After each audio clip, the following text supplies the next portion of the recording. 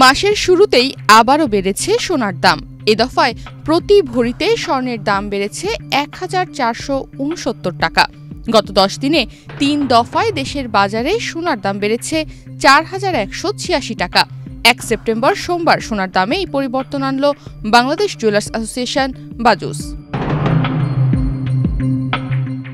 নতুন মূল্য অনুযায়ী ২ সেপ্টেম্বর মঙ্গলবার থেকে দেশের বাজারে প্রতি ভরি ২২ ক্যারেটের স্বর্ণ বিক্রি হবে ১,৭৫,৭৮৮ টাকায়। ২১ ক্যারেটের ১ ভরি স্বর্ণের দাম বাড়িয়ে ১,৬৭,৭৯৮ টাকা নির্ধারণ করা হয়েছে।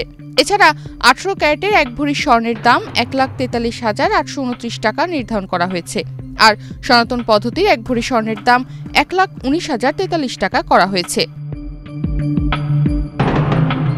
পদ্মা সেতু, মেট্রো রেল এবং এলিভেটেড এক্সপ্রেসওয়ে নির্মাণের গর্বিত অংশীদার বসুন্ধরা সিমেন্ট।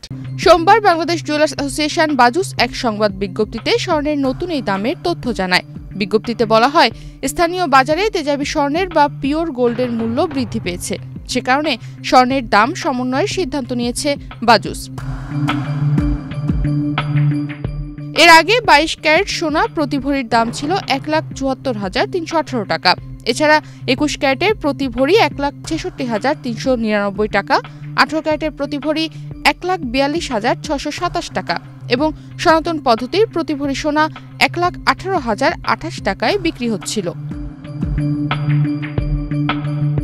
বাজুস জানায়, সোনার বিক্রয় মূল্যের সঙ্গে আবশ্যিকভাবে সরকার নির্ধারিত ৫% ভ্যাট ও বাজুস নির্ধারিত ন্যূনতম মজুরি ৬% যুক্ত করতে হবে।